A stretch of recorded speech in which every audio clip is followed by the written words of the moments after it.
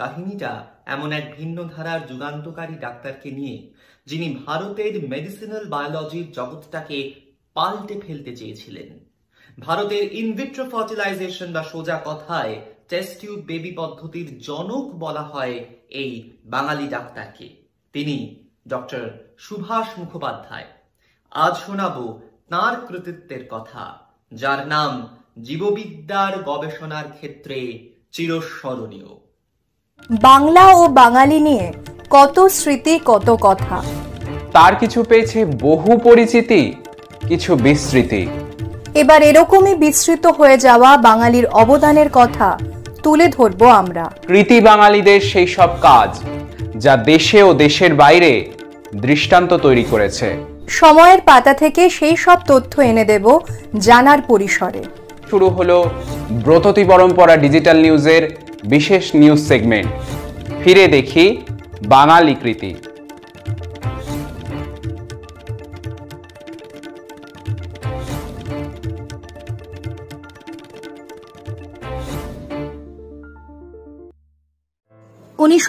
সালের 23 অক্টোবর জন্ম নিল ভারতের প্রথম test tube baby Durga.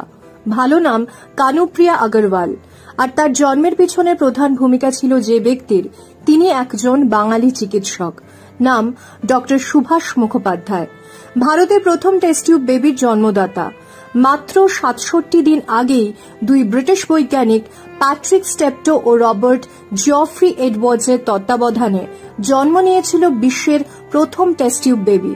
Doctor মুখোপাধ্যায়ের কৃতিত্ব বিশ্বের দ্বিতীয়, তবে তাতে এতটুকুও খাটো হয় না তাঁর সাফল্য। ইউরোপ আমেরিকা নয়, খোদ কলকাতায় বসে নিজের গবেষণা চালিয়েছিলেন তিনি। আর রাস্তাটা মোটেই সহজ ছিল না। অনেক প্রতিকূলতার মধ্যে দিয়েই পথ পেরোতে হয়েছে তাকে। নিজের সময় থেকে প্রায় 25 বছর এগিয়েছিলেন ডক্টর মুখোপাধ্যায়। বন্ধা এই শব্দটিকে একেবারে ছুঁড়ে ফেলে দিয়েছিলেন এই বাঙালি ডাক্তার।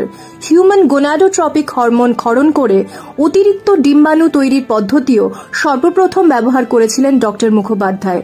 সারা বিশ্বে যখন একটা পুরনো পদ্ধতিতে টেস্ট টিউব বেবি তৈরির কাজ চলছিল, সেই সময় ওভারিয়ান স্টিমুলেশন প্রোটোকলের মতো অতি আধুনিক পদ্ধতি ব্যবহার করে ভারতেই প্রথম টেস্ট টিউব বেবির দুর্গার জন্ম দিয়েছিলেন তিনি। আজকের যুগে দাঁড়িয়ে যখন এই ওভারিয়ান স্টিমুলেশন পদ্ধতি নিয়ে নতুনভাবে কাজ শুরু হচ্ছে, সেখানে দাঁড়িয়ে তিনি প্রথমেই আবিষ্কার করে ফেলেছিলেন 1978 সালে। অথচ জীবদ্দশায় স্বীকৃতি পাননি তিনি। নিজের দেশে অবহেলা ও অপমানের শিকার হতে হয় তাঁকে। তাঁর আবিষ্কারকে নস্যাৎ করার জন্য উঠে পড়ে লেগেছিলেন পশ্চিমবঙ্গেরই একদল চিকিৎসক। তাঁর গবেষণা খতিয়ে দেখার জন্য বসে তদন্ত কমিটি। সেই কমিটিতে ছিলেন এমন সব সদস্য যাদের ফার্টিলিটি বা প্রজনন নিয়ে ধারণাই ছিল না বিশেষ। সেই তদন্ত কমিটি ডক্টর মুখোপাধ্যায়ের সাফল্যকে ভুয়ো বলে দাবি করে। বিদেশ থেকে কনফারেন্সে যোগ দেওয়ার জন্য আমন্ত্রণ জানানো হয়েছিল তাঁকে। এমনকি জাপানের এক বিশ্ববিদ্যালয়ে সম্পূর্ণ নিজেদের খরচে ডক্টর মুখোপাধ্যায়কে নিয়েও যেতে চেয়েছিল তাঁর আবিষ্কার সম্পর্কে বক্তব্য রাখার জন্য।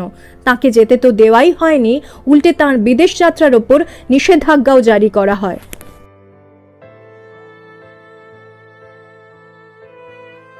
এখানেই শেষ নয়। ডক্টর মুখোপাধ্যায়কে প্রথমে বাঁকুড়া মেডিকেল কলেজ ও তারপর আরজি কর মেডিকেল কলেজে বদলি করা হয়। সব শেষে রিজিওনাল ইনস্টিটিউট অফ অপথ্যালমোলজির চক্ষু বিভাগে স্থানান্তরিত করা হয় তাঁকে। এই অপমান তিনি সইতে পারেননি। তাঁর সারা জীবনের কাজ হরমোন গ্রন্থি নিয়ে, আর তাঁকে কিনা বদলি করা হলো চক্ষু বিভাগে। এই অপমানের ভার বইতে পারেননি তিনি। 1981 সালের 19 জুন আত্মহত্যা করেন ডক্টর সুভাষ মুখোপাধ্যায়। জীবদ্দশায় যে স্বীকৃতি তিনি পাননি, পরবর্তীকালে ডক্টর আনন্দ কুমারের নিরলস প্রচেষ্টা তাঁকে সেই স্বীকৃতির কাছে পৌঁছে দেয়। ভারতের টেস্ট টিউব বেবির জনক হিসেবে স্বীকৃতি লাভ করেন ডক্টর সুভাষ মুখোপাধ্যায়। তবে এখানেই শেষ নয়। ডক্টর মুখোপাধ্যায়ের গবেষণার কেন্দ্র ছিল কলকাতার নীলরতন সরকার মেডিকেল কলেজ অ্যান্ড হসপিটাল। এই এনআরএসেই বর্তমান পশ্চিমবঙ্গ সরকার চালু করেছে সরকারের প্রথম টেস্ট টিউব বেবি বা আইভিএফ সেন্টার। আরও আনন্দের বিষয় হলো চিকিৎসা হয় সম্পূর্ণ নিখরচায়। রাজ্যের স্বাস্থ্য অধিকর্তা জানিয়েছেন এই উদ্যোগটি পরোক্ষে ডক্টর সুভাষ মুখোপাধ্যায়ের প্রতি শ্রদ্ধার্ঘ্য। মৃত্যুর প্রায় 38 বছর পরে হয়তো শ্রেষ্ঠ স্বীকৃতি পেলেন ডক্টর মুখোপাধ্যায়, খোঁজ তার গবেষণাস্থলেই। একটি সুইসাইড নোট। হার্ট অ্যাটাকের অপেক্ষায় ক্লান্ত দিন যাপন শেষ হোক এবার, লিখেছিলেন ভারতবর্ষের প্রথম এবং বিশ্বের দ্বিতীয় টেস্ট টিউব বেবির সফল স্রষ্টা ডক্টর সুভাষ মুখোপাধ্যায়। কৃতি বাঙালি, আপনি আপনার কাজের মধ্যে দিয়ে আমাদের মনে বেঁচে আছেন। আপনি আমাদের বিবেককে প্রতিনিয়ত মনে করিয়ে দেন বিজ্ঞানের অগ্রগতি যেন সাধারণ মানুষের কাজে লাগানো হয়। আইভিএফ ক্লিনিকের বিজ্ঞাপন শুধুমাত্র রাজপথ না ঢেকে দেয়, তা যেন কোনো এক গলির লোকের সংসারে আলো আনে। মৃত্যু আপন পাত্রে ভরি বহিছে যেই প্রাণ, সেই তো তোমার প্রাণ।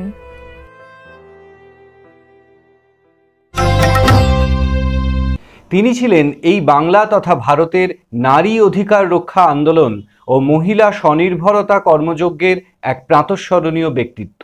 সেই সঙ্গে বিজ্ঞানাচার্য জগদীশচন্দ্র বসুর যোগ্য সহধর্মিণী লেডি অবলা বসু।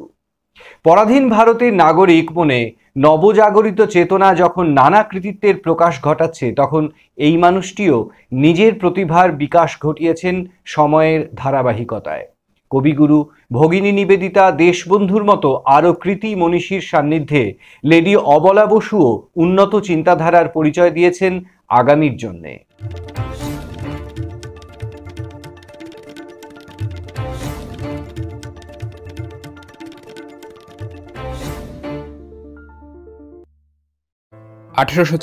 সাল ঈশ্বরচন্দ্র বিদ্যাসাগর মহাশয়ের একরোখা মনোভাবের জোরে পাশ হয় হিন্দু বিধবা বিবাহ আইন, যা এদেশে একটি যুগান্তকারী সমাজ সংস্কার হিসাবে বিবেচিত হয়। কিন্তু সেই সময় রক্ষণশীল সমাজের রোষ ও সমাজ সংস্কারের বিপক্ষ মানসিকতার বিরুদ্ধে কঠিন লড়াই জারি রেখেছিলেন বিদ্যাসাগর মহাশয়ের মতো মানুষেরা। তৎকালীন অবিভক্ত বাংলার বরিশালে দুর্গামোহন দাস বিদ্যাসাগরের মতোই বিধবা বিবাহের প্রচারক ছিলেন। সমাজ সংস্কারের আদর্শে তিনি এতটাই নিবেদিত প্রাণ ছিলেন যে সমাজের রক্তচক্ষু নিষেধাজ্ঞাকে উপেক্ষা করে তিনি নিজের বিধবা সৎমায়ের পুনর্বিবাহ দিয়েছিলেন। এহেন উন্নতচেতা বৈপ্লবিক চিন্তাশীল মানুষটির সুযোগ্যা কন্যা ছিলেন অবলা দাস, যিনি নারী শিক্ষার বিস্তার ও নারী অধিকার রক্ষায় উল্লেখযোগ্য অবদান রাখেন এবং বিজ্ঞানাচার্য জগদীশচন্দ্র বসুর স্ত্রী লেডি অবলা বসু নামে পরিচিতি লাভ করেন। 1865 সালের 8ই আগস্ট অবলা বসুর জন্ম। মেয়ের যখন 6 বছর বয়স, তখন তাকে কলকাতার একটি গার্লস বোর্ডিং স্কুলে ভর্তি করে দেন বাবা দুর্গামোহন দাস। পরে সেই স্কুলটি ঐতিহ্যমণ্ডিত বেথুন স্কুলের সাথে সংযুক্তি হলে অবলা একজন উজ্জ্বল বেথুন কন্যা রূপে আত্মপ্রকাশ করেন। বেথুন কলেজের পর্ব মিটিয়ে তিনি মাদ্রাজ বিশ্ববিদ্যালয় থেকে মেডিসিনের পাঠ গ্রহণ করেন। সেখান থেকে চূড়ান্ত পরীক্ষায় উত্তীর্ণ হয়ে কলকাতায় ফিরে এসে 1887 সালে 23 বছর বয়সে তার সাথে আচার্য জগদীশচন্দ্র বসুর বিবাহ হয়। দাম্পত্য জীবনে আচার্য বসুর সাথে বহু বিদেশ সফরের সঙ্গী ছিলেন অবলা বসু। সেই সময় বিভিন্ন দেশের সামাজিক রীতিনীতি, নারীর অবস্থান ও অন্যান্য উন্নত ভাবধারার সাথে পরিচিতি লাভ করেন তিনি। সেসব কিছুর সম্মিলিত প্রয়োগে এদেশের সমাজ ও শিক্ষা ব্যবস্থাকে গড়ে তুলতে ব্রতী হয়েছিলেন লেডি অবলা বসু। 1910 সালে তিনি কলকাতার ব্রাহ্মবালিকা বিদ্যালয়ে সম্পাদিকার পদে নিযুক্ত হয়েছিলেন এবং পরবর্তী 26 বছর সেই পদেই নিয়োজিত থেকে কাজ করে যান। 1919 সালে ব্রাহ্মবালিকা বিদ্যালয়ে মন্টেসরি শিক্ষা ব্যবস্থার অনুরূপে পাঠদান করেন, যা ভারতে প্রথম বলা যায়। মেয়েদের উচ্চশিক্ষা ও স্বনির্ভর করার তাগিদে সেই বছরেই তিনি নারী শিক্ষা সমিতি চালু করেছিলেন এবং এই উদ্যোগে তিনি পাশে পেয়েছিলেন দেশবন্ধু চিত্তরঞ্জন দাস, আচার্য প্রফুল্লচন্দ্র রায়ের মতো প্রমুখ বিশিষ্ট ব্যক্তিত্বকে। সমাজ সংস্কারক প্রিয়ম্বদা ব্যানার্জি ও চিকিৎসক নীলরতন সরকারের আর্থিক আনুকূল্যে এই সংস্থাটি পরবর্তী সময়ে নারী শিক্ষার পাশাপাশি বিধবা মহিলাদের আর্থিক সংস্থানের জায়গাটিকে সুনিশ্চিত করেছিল। নারী শিক্ষার লক্ষ্যে লেডি অবলা বসু তার জীবদ্দশায় বাংলায় 90টিরও বেশি প্রাথমিক বিদ্যালয় ও উচ্চশিক্ষা কেন্দ্র গড়ে তুলেছিলেন। তার মধ্যে কলকাতার বেলতলা গার্লস স্কুল ও মুরলীধর গার্লস কলেজ উল্লেখযোগ্য। শিক্ষা সংস্কারের বাইরে বিভিন্ন কুটির শিল্প ও হস্তশিল্পগুলির উন্নতি সাধনে ঝাড়গ্রামে মহিলা শিল্প ভবন গড়ে তুলেছিলেন তিনি। দেশীয় শিল্প পদ্ধতিগুলিকে টিকিয়ে রাখার পাশাপাশি আর্থিক দিক থেকে অনগ্রসর ও বিধবা মহিলাদের এই কার্যে নিযুক্তির মাধ্যমে তাদেরকে আর্থিকভাবে স্বাবলম্বী হওয়ার পথটি তৈরি করে দিয়েছিল এই সংস্থা। ভারতে মহিলাদের ভোটাধিকার প্রয়োগের বিষয়টি কার্যকর করতে তিনি প্রশংসনীয় ভূমিকা গ্রহণ করেছিলেন। 1917 সালে মন্টেগু চেমসফোর্ড আইনের সংস্কারে লেডি অবলা বসু, স্বাধীনতা সংগ্রামী সরোজিনী নাইডু ও মার্গারেট ক্যাসিনের আবেদনের ভিত্তিতে ভারতে মহিলাদের অধিকারের বিষয়টিকে সুনিশ্চিত করা হয়। এসব কিছুর পাশাপাশি তিনি সহোৎসাহে বিজ্ঞানী স্বামী আচার্য জগদীশচন্দ্র বসুর চিন্তাধারা ও কর্মকাণ্ডের সাথে আজীবন যুক্ত থেকেছেন। আচার্য বসু গবেষণার বিষয়বস্তু নিয়ে আলোচনা ও বক্তৃতা দিতে আমন্ত্রিত হয়েছিলেন বিদেশের বহু উল্লেখযোগ্য সভা ও সংস্থায়।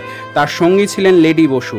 সেখানে লর্ড কেলভিন, স্যার জেমস ডয়ারের মতো প্রসিদ্ধ বৈজ্ঞানিকদের সাক্ষাৎকার লাভ করেছিলেন তিনি। বৈজ্ঞানিক চিন্তায় ও কাজে পশ্চিমী দেশগুলি বরাবর উৎকর্ষতার পরিচয় দিলেও স্বদেশে বৈজ্ঞানিক গবেষণাকে নানা দিক থেকে উচ্চাসনে পৌঁছে দিয়েছিলেন আচার্য জগদীশচন্দ্র বসু ও লেডি অবলা বসু, যার মধ্যে বসু বিজ্ঞান মন্দিরের প্রতিষ্ঠা তাদের কৃতিত্বকে আরও গৌরবান্বিত করেছে।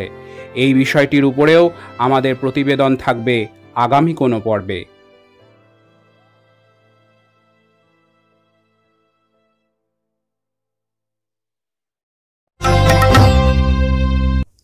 একাত্তরের বাংলাদেশ মুক্তিযুদ্ধের তিনিও ছিলেন এক সৈনিক।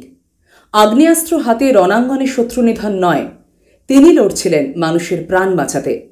ভারত বাংলাদেশ সীমান্তে তখন শরণার্থী শিবিরে অগণিত আশ্রিত আক্রান্ত কলেরা বা ডায়রিয়ায় ওআরএস বা নুন, চিনি, বেকিং সোডা গোলা জল খাইয়ে যে রোগীদের বাঁচানো যেতে পারে তা দেখিয়েছিলেন চিকিৎসক দিলীপ মহলানবিশ। আজ শুনব প্রচার বিমুখ ম্যাজিশিয়ান ওআরএস এর জনকের কথা।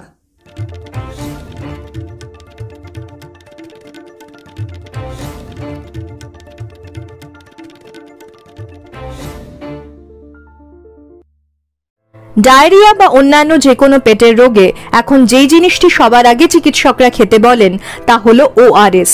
এই সলিউশনটির যিনি জনক সেই মানুষটি হলেন বাঙালি। তবে মুশকিল হলো বেশিরভাগ মানুষই জানেন না এই বাংলার একজন মানুষের হাত ধরেই পৃথিবীর লক্ষ লক্ষ মানুষের প্রাণ বেঁচে যায়। তার প্রচার বিমুখ স্বভাবই বোধহয় এর মূল কারণ। তিনি হলেন ডক্টর দিলীপ মহলানবিশ। ৭১-এর যুদ্ধের সময় বাংলাদেশে থাবা বসিয়েছিল কলেরা। একাধিক মানুষ আক্রান্ত হয়েছিল। গ্রামের পর গ্রামে ছড়িয়ে পড়ে সংক্রমণ। সেই সময় প্রথম সারিতে দাঁড়িয়ে লড়াই করেছিলেন এই ডাক্তারবাবু। চিনি এবং নুন জলে মিশিয়ে তিনি একটি তরল তৈরি করেন। কলেরা এবং ডায়রিয়া আক্রান্তদের উপর তা প্রয়োগ করতে থাকেন দিলীপ বাবু, আর তা রীতিমতো ম্যাজিকের মতো কাজ করে। বাংলাদেশ যুদ্ধের সময় বনগাঁর একটি রেফিউজি ক্যাম্পে মেডিকেল সুপারভাইজার হিসেবে কর্মরত ছিলেন শিশু রোগ বিশেষজ্ঞ দিলীপ মহলানবিশ।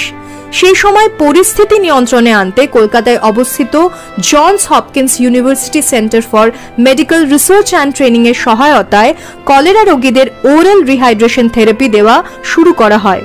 এই বাঙালি চিকিৎসক এবং তাঁর দলের সদস্যরা রোগীদের টেবিল সল্ট, বেকিং সোডা এবং কমার্শিয়াল গ্লুকোজ দিয়ে একটি মিশ্রণ তৈরি করেন, আর সেই ওআরএস ব্যবহার করেই মৃত্যুর হার 30% থেকে মাত্র 3% নামিয়ে এনেছিলেন চিকিৎসক।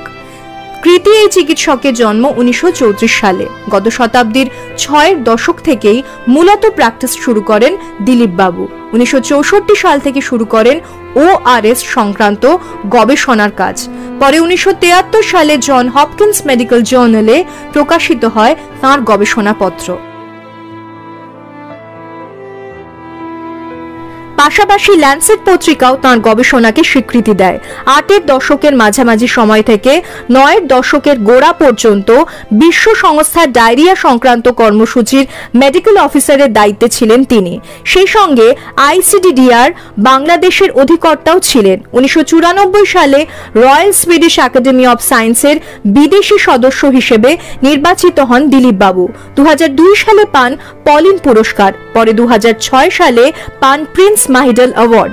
এই মানুষটি কাজ করেন ওআরটি অর্থাৎ ওরাল রিহাইড্রেশন থেরাপি নিয়ে। তিনি প্রমাণ করেন ডায়রিয়া বা কলেরা হলে শরীরে দারুণ কাজ করে ওআরটি। শরীর থেকে যেই পরিমাণ ইলেকট্রোলাইটস বেরিয়ে যায় তা শরীরে পৌঁছে যায় ওআরটির মাধ্যমে। এতে রোগীর প্রাণ বাঁচে, শরীরে ডিহাইড্রেশন হয় না, পাশাপাশি যাতে প্রয়োজনীয় খনিজের অভাব না হয় সেটাও নিশ্চিত হয়। জীবিত অবস্থায় দেশে স্বীকৃতি পাননি। 2022-এর 16 অক্টোবর প্রায় নিঃশব্দেই না ফেরার দেশে চলে গিয়েছিলেন ডক্টর দিলীপ মহলানবিশ। 74তম প্রজাতন্ত্র দিবসের প্রাক্কালে তাঁকে ভারতের দ্বিতীয় সর্বোচ্চ অসামরিক পুরস্কার পদ্মবিভূষণে ভূষিত করা হয়েছে। সরকারি বিবৃতিতে বলা হয়েছে, ডক্টর দিলীপ মহলানবিশের প্রচেষ্টায় যে ওরাল রিহাইড্রেশন সিস্টেম বা ওআরএস এর ব্যবহার শুরু হয়েছিল তাতে বিশ্বব্যাপী 5 কোটিরও বেশি মানুষের প্রাণ রক্ষা পেয়েছে। কলেরা রোগীদের দেখে এই চিকিৎসক একদিন বলেছিলেন, সেই সমস্ত রোগীর মাঝখানে বসে থাকতে থাকতে মনে হয়েছিল ভারত যুদ্ধে হেরে যাচ্ছে। সেই সময় মনে হয়েছিল কিছু করা দরকার। আপনি চলে গেলেন প্রীতি বাঙালি, কিন্তু রয়ে গেল আপনার আবিষ্কার, যা আগামী দিনেও কলেরা ডায়রিয়ার মতো রোগে আক্রান্তদের জীবনদায়ী ওষুধ হিসেবে কাজ করে চলবে।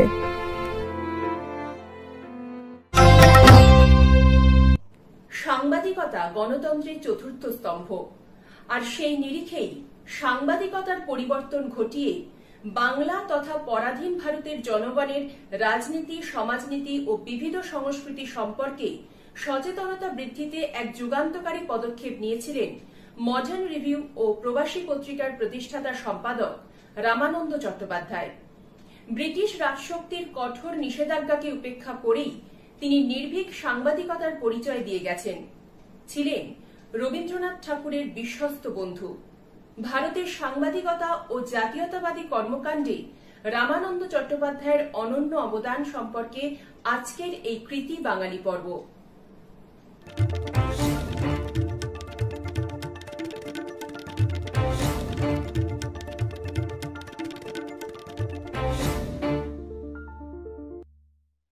নীল বিদ্রোহের খবর প্রকাশের পর থেকেই 1868 সালে অমৃতবাজার পত্রিকা ব্রিটিশ সরকারের রোষানলে পড়ে। একইভাবে 1872 সালে সরকার বিরোধী লেখা প্রকাশের জন্য সম্পূর্ণভাবে জেমস হিকির বেঙ্গল গ্যাজেট সংবাদপত্রটিকে নিষিদ্ধ ঘোষণা করা হয়। সরকারের অন্যায্য নিয়মনীতি অত্যাচারের বিরুদ্ধে জনসচেতনতা গঠন করার লক্ষ্যে সংবাদ মাধ্যম বা প্রেসগুলি যে প্রচেষ্টা চালায় তাকে বরাবর দমন করার জন্য সরকার বদ্ধপরিকর হয়ে ওঠে। তার বাস্তব উদাহরণ পরাধীন ব্রিটিশ শাসিত ভারতবর্ষ থেকে আজকের স্বাধীন ভারতেও দেখা যাচ্ছে। ব্রিটিশ ভারতে সরকার যখন একের পর এক সংবাদপত্র দৈনিকগুলির ওপর খড়গহস্ত হচ্ছে, ঠিক সেই সময় 1907 সালে রামানন্দ চট্টোপাধ্যায়ের হাতে একটি জাতীয় পত্রিকা দ্য মডার্ন রিভিউ প্রকাশিত হয়, যা কোনো বাঙালির দ্বারা প্রতিষ্ঠিত প্রথম জাতীয় পত্রিকা। পরবর্তীকালে এই পত্রিকাটির একটি হিন্দি সংস্করণ বিশাল ভারত প্রকাশ করা শুরু করেন তিনি। বঙ্গভঙ্গের আঁচে স্বদেশী আন্দোলনের জোয়ার লেগেছে সমগ্র দেশ জুড়ে। জাতীয়তাবাদী চেতনায় উদ্বুদ্ধ বাঙালি বিপ্লবীরা বিদেশি পণ্য বর্জন, বয়কট ও অগ্নিদাহের যে কর্মসূচি গ্রহণ করেছিল, তার সাথে বাঙালির মননে ভারতীয় হয়ে ওঠার চিন্তাধারা জুড়ে দিয়েছিল রামানন্দের এই মডার্ন রিভিউ ও প্রবাসী পত্রিকাটি। কুপমণ্ডুকটা ছেড়ে বাঙালিকে দেশের সাথে একাত্ম হওয়ার বার্তা দিলেন তিনি। দেশের অন্যান্য জাতির শিল্প সংস্কৃতির সাথে পরিচয় করিয়ে বাঙালিকে নিয়ে আনলেন অখণ্ড জাতীয়তাবাদের আলোকে। ভারতবর্ষের প্রকৃত রূপচিত্রটি রচিত হয়েছে রবীন্দ্রনাথ ঠাকুরের গোড়া উপন্যাসটিতে, যা প্রথম প্রকাশিত হয় এই প্রবাসী পত্রিকায়। স্বদেশী ভাবধারায় বিলিতি বর্জনের হুজুগে সেই সময়কালে রামানন্দের এই প্রবাসী পত্রিকায় গোড়া উপন্যাসটি প্রকাশ করে বুঝিয়ে দিলেন তার দেশাত্মবোধক ভাবনা আরও বহুমাত্রিক। আবার 1919-এর জালিয়ানওয়ালাবাগ হত্যাকাণ্ডের কলঙ্কিত সময়ে দেশবাসী যখন শঙ্কিত ভারাক্রান্ত, তখন রামানন্দ তার মডার্ন রিভিউতে রাওলাট আইনের বিরোধিতা করে ও জালিয়ানওয়ালাবাগ হত্যাকাণ্ডের নেপথ্য নায়ক কুখ্যাত জেনারেল ডায়ারের কঠোর সমালোচনা করেন। রামানন্দের পরামর্শেই রবীন্দ্রনাথ ঠাকুর সেই সময় এই ঘটনার প্রতিবাদ জানিয়ে ব্রিটিশদের নাইটহুড উপাধি ত্যাগ করেছিলেন। নির্ভীক ও নিরপেক্ষ সংবাদ পরিবেশনার জন্য রামানন্দের এই পত্রিকাগুলি বহুবার ব্রিটিশ সরকারের সেন্সরশিপে আটকায় এবং এর জন্য তার ওপর জরিমানাও ধার্য করা হয়। কিন্তু স্থিতধী রামানন্দ বরাবরই নিজের লক্ষ্যে অবিচল ছিলেন। 1865 সালের 29শে মে বাঁকুড়া শহরে রামানন্দ চট্টোপাধ্যায় জন্মগ্রহণ করেন। কলকাতার সিটি কলেজ থেকে ইংরেজিতে অনার্স নিয়ে বিএ ও কলকাতা বিশ্ববিদ্যালয় থেকে 1890 সালে এমএতে উত্তীর্ণ হন। 1889 সালে ব্রাহ্মধর্মে দীক্ষিত হওয়ার পর ব্রাহ্মপত্রিকা ধর্মবন্ধুর দ্বারা প্রথম সম্পাদনার জগতে আসা, এরপর একে একে সঞ্জীবনী, দাসী ইত্যাদি পত্রিকার সাথে যুক্ত হওয়া। কিন্তু এই সব পত্রিকাগুলি বিষয় বৈচিত্র্যে তেমন উন্নত পর্যায়ে পৌঁছাতে পারেনি কিছু বাধ্যবাধকতা থাকার দরুন। যেমন রামানন্দের প্রবল ইচ্ছা ছিল বাংলা ভাষায় দেশের অর্থনীতি বিষয়ক প্রবন্ধে বাঙালিকে অবগত করা, এবং এই ভাবনাতেই তিনি প্রদীপ পত্রিকাটি চালু করেছিলেন। এবং এর ঠিক কয়েক বছর পরেই 1902 সালে এলাহাবাদ থেকে প্রবাসী পত্রিকার প্রকাশ করলেন তিনি। বাংলার বাইরে থেকে বাংলায় এই পত্রিকাটির প্রকাশ অনন্য নজির তৈরি করেছিল।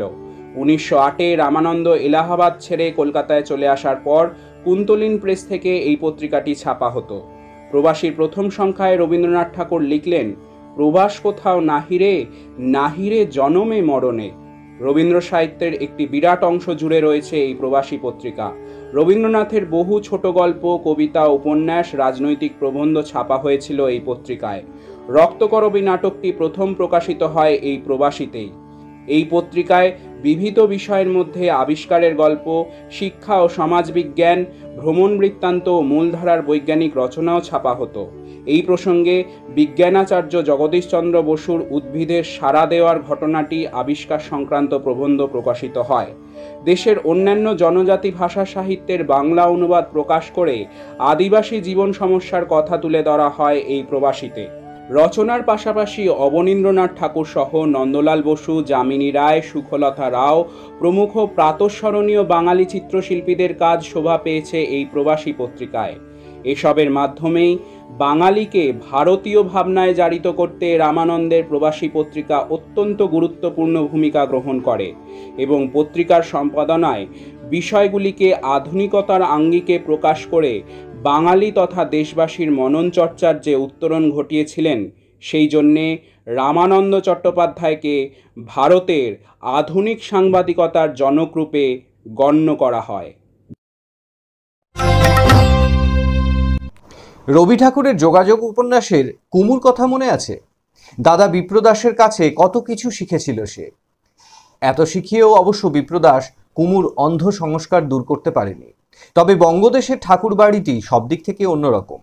কুমুর মতো পিছু টানের শিকার সেখানে সবাই হন না।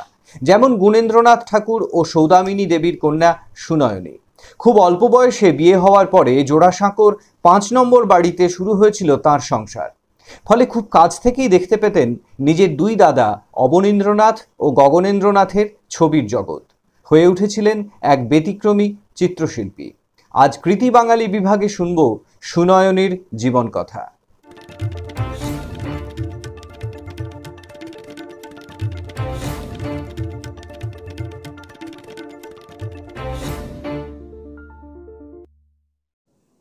রবীন্দ্রনাথ তখন কলকাতায়। বিচিত্রা হলে বর্ষামঙ্গল অনুষ্ঠানের জন্যই তাঁর আসা। সুনয়নী দেবী সে খবর পেয়ে নিজে গিয়ে নিয়ে এলেন রবীন্দ্রনাথকে। বেনেপুকুরে তার নিজের বাড়ি। সেখানেই দ্বিজেন্দ্রলাল রায়ের বিরহ বইটির অভিনয়ের আয়োজন করা হয়েছিল। রবীন্দ্রনাথ আসায় খুশি হলো সকলে। সুনয়নী দেবীর 4 ছেলে বউ ছাড়া আরো অনেকে মিলেই সেদিন অভিনয় করলেন। দেখে রবীন্দ্রনাথ ভীষণ আনন্দিত, প্রশংসাও করলেন সকলের। এরকম নাটকের আয়োজন অবশ্যই প্রথম নয়। জোড়াসাঁকো ঠাকুরবাড়ির 5 নম্বর বাড়িতে যখন তিনি থাকতেন, তখনও বাড়ির ছোটদের নিয়ে এভাবেই নাটক করাতেন, গান শেখাতেন। ঠাকুরবাড়ির লোকারণ্য থেকে কখনো আবার নিজেকে সরিয়ে আনতেন তার আপন জগতে। সে জগৎ লেখায়, আঁকায়, গানে ভরা। সুনয়নীর সৌভাগ্য, জীবনে অনুকূল পরিবেশ পেয়েছিলেন তিনি। তবে পরিবেশের আনুকূল্য পেলেই তো সবাই আত্মপ্রকাশ করতে পারেন না। সুনয়নী দেবী পেরেছিলেন। একসময় অবনীন্দ্রনাথের কাছে শিখতে শুরু করলেন ওয়াশ পদ্ধতিতে ছবি আঁকার কৌশল। সুনয়নী দেবী তখন 30-এর দোরগোড়ায়। রং তুলির ভিতর নতুন করে নিজেকে খুঁজে পেলেন। সেতারের বদলে বসলেন রং তুলি নিয়ে। দাদাদের থেকে ছবি আঁকায় অনুপ্রাণিত হলেও তাঁর ছবি অবনীন্দ্র গগনেন্দ্রর প্রভাব থেকে সম্পূর্ণ মুক্ত। অবনীন্দ্রনাথ তখন আর্ট কলেজের উপাধ্যক্ষ।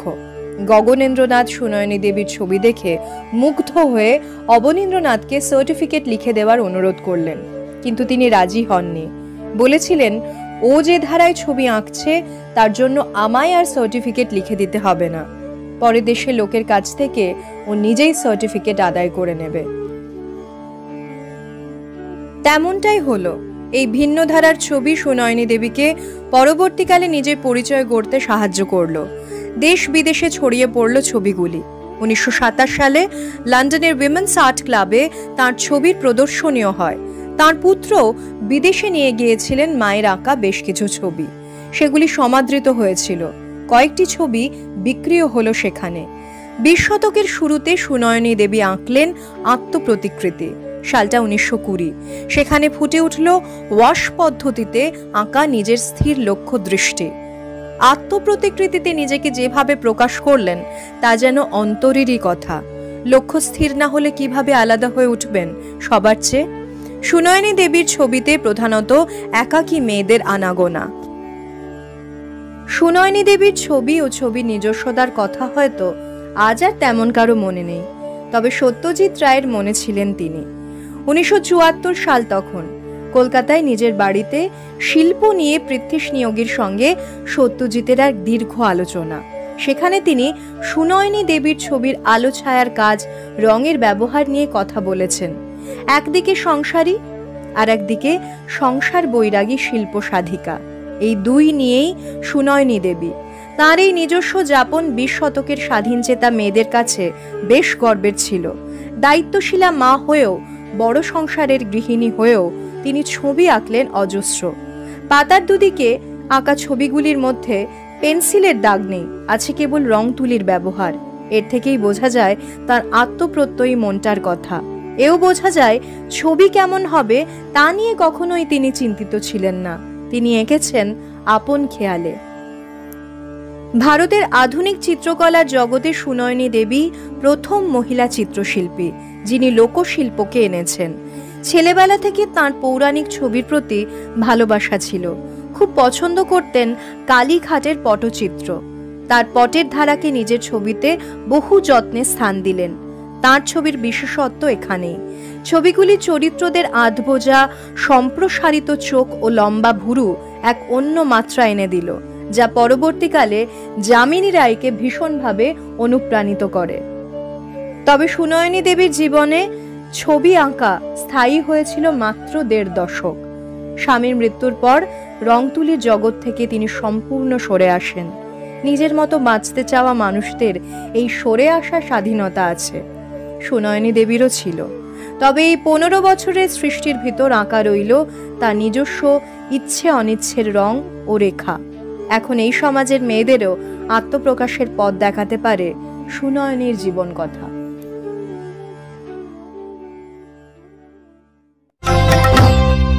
নেপালের মানুষরা বলে থাকেন সাগার মাথা, তিব্বতের লোকরা বলেন চোমোলাংমা।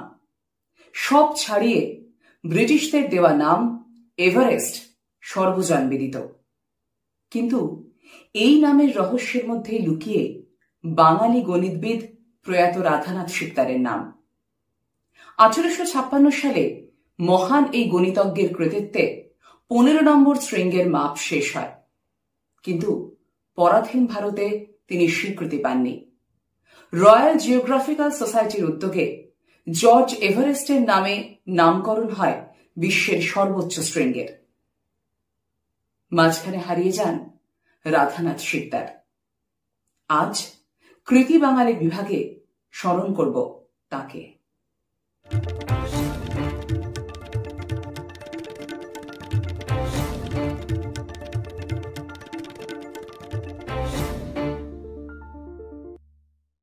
1852 সালের এক সকালে কলকাতার সার্ভে বিল্ডিংয়ে তখন বিপুল কর্মতৎপরতা। সার্ভেয়ার হেনেস নিকলসন এবং তাঁর নিজের হিমালয় ভূভাগের নিরীক্ষণ সংক্রান্ত তথ্যাবলী নিবিষ্ট মনে বিশ্লেষণ করছেন মুখ্য গণক রাধানাথ শিকদার। রাধানাথ সেই বিশ্লেষণ থেকে পেলেন এক অত্যাশ্চর্য তথ্য। ছুটে গেলেন পাশের ঘরের সার্ভেয়ার জেনারেলের ঘরে। এটা বলতে, স্যার, আমি পৃথিবীর সর্বোচ্চ শৃঙ্গের সন্ধান পেয়েছি। আমরা অনেকেই ভুলে গিয়েছি তাকে। মেধাবী এই ব্যক্তিটি জীবদ্দশাতেও ছিলেন বড্ড উপেক্ষিত। স্কুলের পড়া শেষ করার পর 1824 সালে হিন্দু কলেজে ভর্তি হন। সে সময় তিনি যে টাকা বৃত্তি পেতেন তার বড় একটা অংশ দিয়ে বই কিনে ফেলতেন। পারিবারিক অবস্থা ভালো না থাকায় অনেক সময় লেখাপড়াতে মন দিতে পারতেন না। তিনি লিখেছিলেন, কলেজে একমনে পড়িতে পাইতাম না, একবার পড়ার কথা মনে পড়িত, পরক্ষণেই বাটিতে ফিরিয়া যাইয়া কি খাইব, মা বুঝি এখনো কিছু খান নাই, এ সকল ভাবনা মনে উত্থিত হইয়া পড়ার ব্যাঘাত ঘটিত। কলেজে পড়াকালীন সময় থেকে তিনি গণিত চর্চায় অসাধারণ মেধার স্বাক্ষর রাখেন। সেই সময়ের ভারতবর্ষের স্বল্প সংখ্যক ব্যক্তির মধ্যে তিনি ছিলেন একজন যিনি স্যার আইজ্যাক নিউটনের প্রিন্সিপিয়া ম্যাথামেটিকা পড়েছিলেন এবং চর্চাও করেছিলেন। দুর্দান্ত ইংরেজি পারতেন। একবার কলকাতার টাউন হলে শেক্সপিয়রের অ্যাজ ইউ লাইক ইট থেকে পাঠ করে সকলকে তাক লাগিয়ে দিয়েছিলেন। গ্রিক এবং লাতিন ভাষাতেও দক্ষতা ছিল। তিনি ইংরেজি ভাষায় রচিত বিভিন্ন বিজ্ঞান গ্রন্থও সংস্কৃত ভাষায় অনুবাদ করার উদ্যোগ নেন।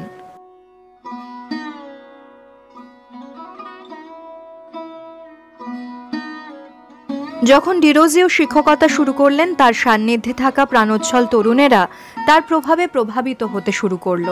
তার অন্যতম ফসল ছিল আমাদের রাধানাথ শিকদার। আর একজন মানুষ দ্বারা রাধানাথ প্রত্যক্ষভাবে প্রভাবিত হয়েছিলেন। তিনি ছিলেন শিক্ষক মিস্টার টাইটলার। দারিদ্র্যের কষাঘাতে যখন রাধানাথ কলেজ ছাড়লেন, তখন তার একটি চাকরির বড্ড দরকার ছিল। তখন যোগ দিলেন দ্য গ্রেট ট্রিগনোমেট্রিক সার্ভের কলকাতা অফিসে গণনাকারী হিসেবে। প্রতি মাসে মাইনে পেতেন মাত্র 30 টাকা। এ পদে নিযুক্ত হওয়া প্রথম ভারতীয় ছিলেন রাধানাথ শিকদার। সে সময় দ্য গ্রেট ট্রিগনোমেট্রিক সার্ভেতে একটি পদের জন্য সুপারিশ করেন সার্ভেয়ার জেনারেল জর্জ এভারেস্টকে। গণিত আর পদার্থ বিজ্ঞানে এরকম দক্ষ ব্যক্তিকে এভারেস্ট নিংড়ে নিতে চেয়েছিলেন। তাই 1837-এ যখন রাধানাথ ডেপুটি কালেক্টর পদে যেতে চাইলেন, তখন এভারেস্ট রাধানাথকে সুপারিশপত্র তো দিলেনই না, বরং তাকে আটকে রাখলেন আর ব্যবস্থা করলেন তিনি যেন ইংরেজ সরকারের অন্য কোনো দপ্তরে কাজ না পান। সার্ভেয়ার জেনারেল এভারেস্টের মুখ থেকে কারো প্রশংসা খুব কমই শোনা যেত, কিন্তু রাধানাথ ছিলেন এর ব্যতিক্রম। 1838 সালে তিনি রাধানাথ সম্বন্ধে বলেছিলেন, ভারতে এদেশের বা ইউরোপের এমন কেউ নেই যিনি রাধানাথের সঙ্গে তুলনীয়। এভারেস্ট মনে করতেন গণিতে তার সমকক্ষ বিশ্বেই খুব কম আছে। প্রায় 20 বছর পর রাধানাথ যখন কলকাতায় বদলি হয়ে এলেন, তখন তিনি প্রধান কম্পিউটার এবং পাশাপাশি খনিতত্ত্ব বিভাগের সুপারিনটেন্ডেন্ট হিসেবে কাজ করা শুরু করলেন।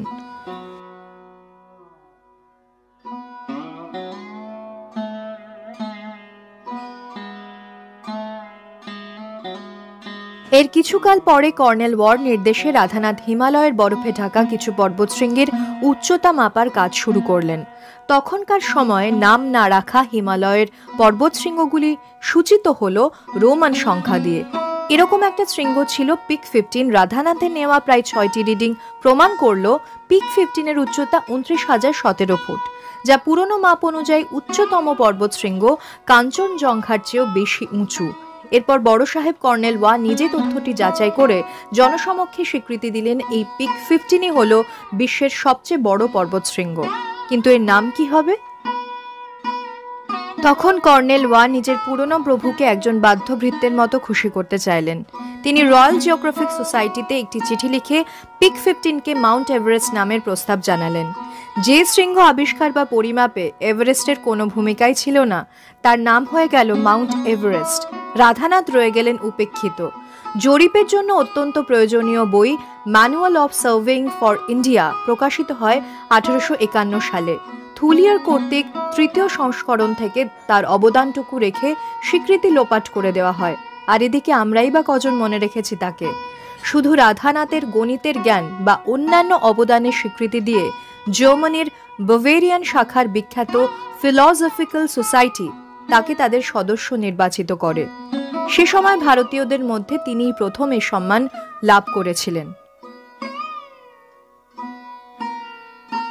এই কয়েকটি মাত্র কথা একজন প্রতিভাকে এভাবে বিশ্লেষণ করা সম্ভব নয়। সর্বোপরি তিনি ব্রিটিশ সাম্রাজ্যের সামনে বাঙালি প্রতিভাকে একটি অন্য মাত্রায় তুলে ধরেছিলেন। তবু আজ রাধানাথ সিকদার বাঙালিদের স্মরণেও নেই। কেবলমাত্র সার্ভের জট না খুলতে ব্যবহৃত হয়ে অন্য গবেষণার কাজে যদি তিনি নিযুক্ত হতেন, হয়তো বিশ্ব আরও পরিণত ও প্রজ্ঞাবান একজন গণিতবিদ পেত। বস্তুতই রাধানাথের সমকক্ষ মেধা সারা বিশ্বে অতুলনীয় ছিল।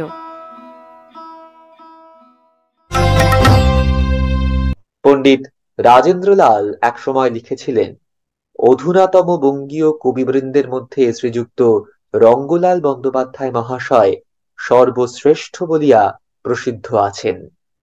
রঙ্গলাল পাশ্চাত্য কাব্যের আদর্শে বাংলা কাব্যলক্ষ্মীকে নতুনভাবে শ্রীমণ্ডিত করতে সক্ষম হয়েছিলেন। আজ শুনব তার কথা কৃতি বাঙালির বিভাগে। রঙ্গলাল বন্দ্যোপাধ্যায় মূলত স্বদেশপ্রেমিক কবিরূপে বিখ্যাত। তাঁর রচিত কাব্যগ্রন্থের উল্লেখযোগ্য পদ্মিনী উপাখ্যান, কর্মদেবী এবং সুরসুন্দরী। টডের আনালস অফ রাজস্থান থেকে কাহিনীর অংশ নিয়ে তিনি পদ্মিনী উপাখ্যান রচনা করেন। 1872 সালে কালিদাসের সংস্কৃত কুমার সম্ভব ও ঋতুসংহারেরও তিনি পদ্যানুবাদ করেছিলেন।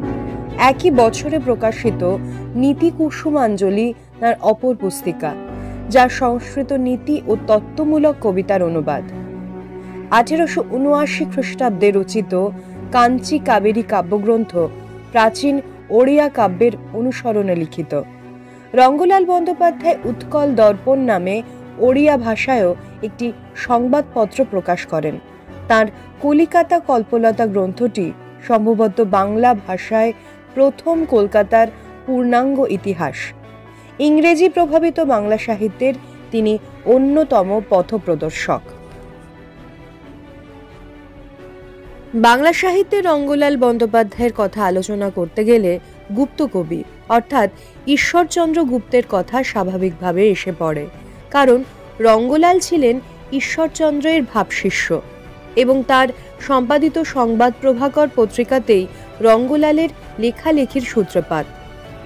রঙ্গলালের প্রয়াণের প্রায় 36 বছর পর নৈহাটিতে অনুষ্ঠিত বঙ্গীয় সাহিত্য সম্মেলনে সাহিত্য শাখার সভাপতি অমৃতলাল বসু তাঁর অভিভাষণে রঙ্গলাল সম্পর্কে প্রশস্তি করে বলেছিলেন, ঈশ্বরগুপ্তের মিউটিনি প্রভৃতি পদ্যে উদ্দীপনা থাকিলেও যিনি নব্যবঙ্গের হৃদয় ক্ষেত্রে উদ্দীপনার রসে সিঞ্চিত করিয়া দেশ হিতৈষণার বীজ বপন করেন, তাহার নাম রঙ্গলাল।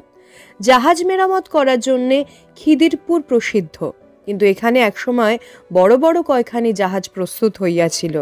তাহার প্রধান 3 খনির নাম রঙ্গলাল, মধুসূদন এবং হেমচন্দ্র। রঙ্গলাল হয়তো কবি হিসেবে বিরাট কিছু করে যেতে পারেননি, কিন্তু কাব্যের বিষয় নির্বাচনে এক নতুন আবির্ভাবের মঙ্গলধ্বনি বাজিয়েছিলেন। তিনি প্রথম বাংলা সাহিত্যে পরাধীনতার জ্বালা অনুভব করে স্বাধীনতার বাণী উচ্চারণ করেছিলেন। পদ্মিনী উপাখ্যান কাব্যে রানা ভীমসিংহের কণ্ঠে গীত স্বাধীনতা সঙ্গীত বাংলার স্বাধীনতা সংগ্রামের উদ্বোধন সঙ্গীত রূপে পাঠকের কণ্ঠে কণ্ঠে ফিরেছে। স্বাধীনতাহীনতায় কে বাঁচিতে চায় হে, কে বাঁচিতে চায়, দাসত্ব শৃঙ্খল বলো কে পরিবে পায় হে, কে পরিবে পায়। এটি টমাস মুর এর কবিতা অবলম্বনে রচিত। এর মধ্যে বাঙালি প্রথম তার জাতীয় জীবনের জাগরণ মন্ত্র শুনেছিল। আমাদের একথা মনে রাখতে হবে, তখনও বাংলা সাহিত্যে মধুসূদন আসেনি, ঈশ্বরগুপ্তের প্রভাবও বাংলা কাব্যে হ্রাস পায়নি।